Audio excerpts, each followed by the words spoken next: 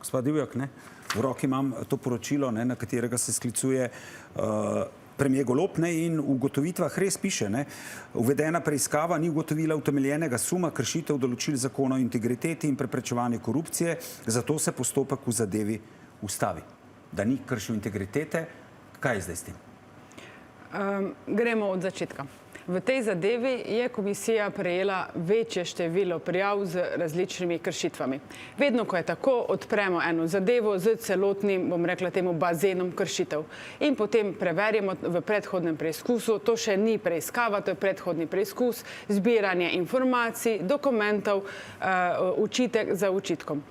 Če glede določenega očitka ugotovimo utemeljen sum, da se je kršitev res zgodila, uvedemo preiskavo, kot je v tako imenovanem primeru Karigador, kjer je bila uvedena preiskava zaradi ugotavljanja nasprotja interesov. V vseh drugih kršitvah bile so že zelo široke, vključevale so Splošno bolnišnico Celje, dr. Subotiča, najemanje odvetniških storitev, zaposlovanje v Splošni bolnišnici Celje in tako naprej, je predhodni preizkus tekel naprej.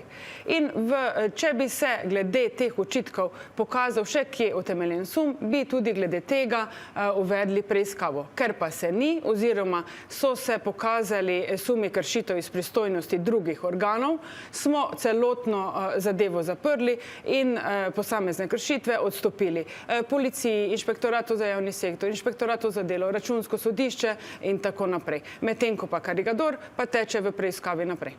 Ampak očitek premierja Goloba je, da ste te ugotovitve skrivali?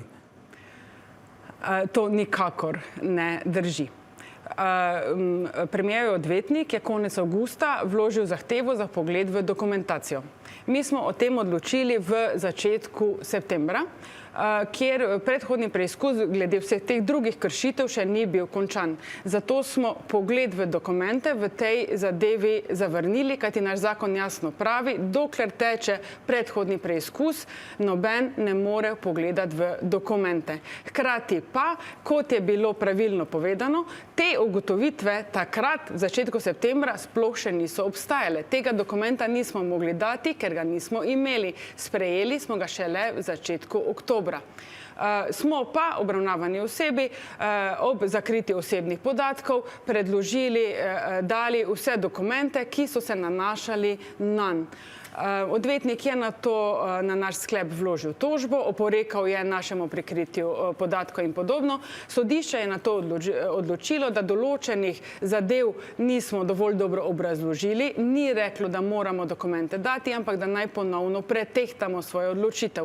Mi smo januarja o tem ponovno odločali in seveda takrat je bilo stanje drugo. Takrat je ta dokument dejansko obstajal in smo ga seveda vročili obravnavani osebi. Skratka, standardni postopek, tako kot vedno. Ampak v teh ugotovitvah piše tudi, da boste o teh ugotovitvah, kjer ste ugotovili, da zakon o integriteti in preprečevanju korupcije, da se ustavi, obvestili javnost. Ste jo, ker očitek je na nek način tudi, da javnosti o tem niste obvestili. Seveda, kot smo obvestili že včeraj, smo oktobra, takoj, ko so bile ugotovitve sprejete, oblikovali sporočilo za javnost, kjer smo pojasnili, zakaj recimo glede Splošne bolnišnice Celje nekaterih kršitev nismo potrdili, pri katerih je bil sum in smo jih odstopili drugim organom. Se pravi, to sporočilo za javnost je bilo poslano vsem medijem, je na naši spletni strani in številni mediji so o tem oktobra seveda poročali. Torej, pod črto, kakšen postopek zdaj poteka na KPK-ju zoper premierja Goloba? Poteka postopek ugotavljanja obstoja nasprotja interesov. Se pravi, ali bi se moral, če povem po domače, predsednik vlade pri odločanju o dr. Subotiču za različne svete zdravstvenih zavodov pri odločanju izločiti, ker sta imela tako intenzivne stike, da bi njun zasebni odnos prevladal nad javnim interesom, nad objektivnim odločanjem. To preverjamo. Ampak kaj zdaj, ker odvetnik Zdolšek zdaj zahteva, zaradi, kot pravi, zaradi pisma, ki ga je predsednik KPK-ja Šumi poslal Robertu Golobu in v katerem ga je opozarjal na pritiske na KPK, potem, ko ste sprejeli odločitev v zadevi Bobnar, da je s tem dokazal svojo nepristranskost do premierja Goloba in zahteva zdaj njegovo izločitev. Če jaz to prav razumem, ste v senatu zdaj, ki o tem odločata samo dva, vi in gospod Šumi. A lahko zdaj odločate o tej izločitvi ali ne? Kako bo zdaj potekal ta postopek? Lahko odločava z kolegom Kocjanom. Zakaj? Ker je zakon o integriteti in preprečevanju korupcije glede tega jasen. Vedno, ko nekdo poda zahtevo za odločitev člana senata, odločata druga dva člana senata. Gre za procesni sklep, ki nima prav nobene zveze z vsebinskim odločanjem v osnovni zadevi. Zakaj se je zakonodajalec za to odločil? Ravno zaradi podobnih primerov, da ko bi bil eden od članov senata že izločen, ne bi bil postopek ustavljen zaradi različnih pravnih manevrov obravnavanih oseb, ki bi kot po tekočem traku vlagale zahteve za izločitev. Kakšna pa je predvidena sankcija, če se recimo ugotovi nasprotje interesov? Zakon določa dve vrsti postopka. Glede nasprotja interesov določa tudi prekrškovni postopek, se pravi, lahko izrečemo globo za prekršek, določa pa tudi, da v primeru nasprotja interesov vodimo tako imenovani ugotovitveni postopek, v katerem razjasnimo vse okoliščine, kaj se je torej zgodilo in pojasnimo tudi, kaj bi bilo pravilno ravnanje. Zakaj? Zato, da bi se vsi, predvsem pa obravnavane osebe, iz tega nekaj naučile. In če vas jaz prav razumem, v tej dve smeri greste? Oba postopka sta odprta, tako prekrškovni kot ugotovitveni. No, poglejva, kaj o tem plačilu globe, če bi do nje prišlo, pravi predsednik vlade Robert Golob. Če sem naredil nekaj narobe, ker sem dva vikenda ne dopustoval, 2 vikenda obiskal strankarskega kolega v njegovem zasebnem vikendu v Istri, če sem naredil nekaj narobe in je to me bo za to oglobili, ne me oglobijo. Komaj čakam. Kaj pravite na ta odgovor? Takšno lahkotno zamahovanje z roko kaže na nerazumevanje nasprotja interesov. Na komisiji se ves čas srečujemo s tem. Nasplošno lahko povem, da gre za pravila, ki skrbijo za to, da se postopki vodijo pravilno in v javnem interesu.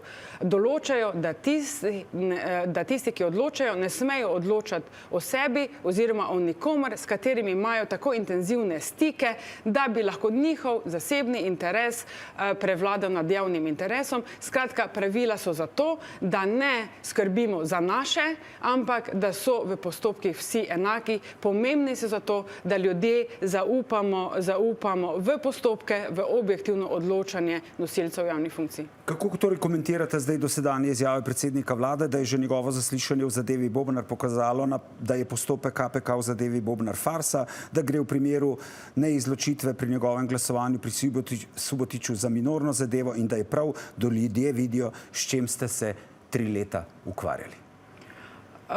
Tukaj bom najprej odgovorila z primerom enega župana, katerega postopek glede ugotavljanja nasprotja interesov smo pred kratkim zaključili.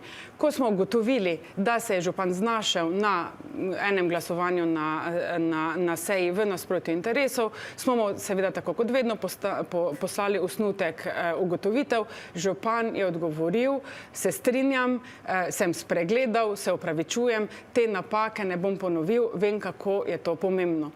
Mi smo seveda ugotovili nasprotje, ampak smo javnost obvestili, da ugotovili nasprotje smo, ampak da je tudi župan ugotovil, da je ravnal narobe in verjamem, da mi tega župana obravnavali glede nasprotja interesov več ne bomo.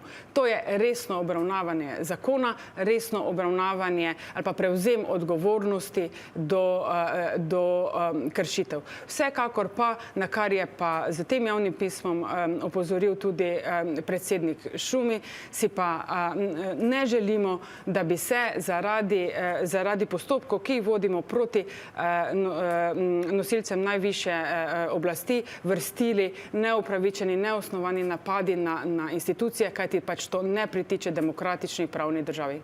Najlepša hvala za tale pojasnila. Hvala.